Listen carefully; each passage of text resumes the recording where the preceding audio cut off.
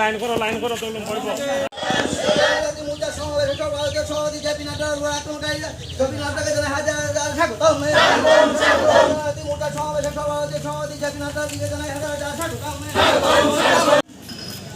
আজকে আমরা কাঞ্চনপুর মণ্ডলের পক্ষ থেকে বিগত 22 আগস্ট আনন্দবাজারে আমাদের জনজাতি কাঞ্চনপুর মণ্ডলের একটা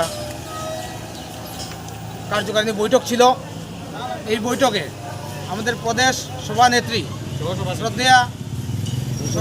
শ্রদ্ধেয়া পাতালকন্যা মহোদয়া আনন্দবাজার যাওয়ার পথে বড়ছড়াতে তীব্রমাত্রার কিছু গুন্ডা বাহিনীরা পথ অবরোধ করে এবং বিগত 23 তারিখ মুঙ্গিয়াকামিতে আমাদের রাজ্য জনজাতি মোর্চার সম্মানিত সভাপতি বিকাশ দেববর্মাকে আক্রমণ করে।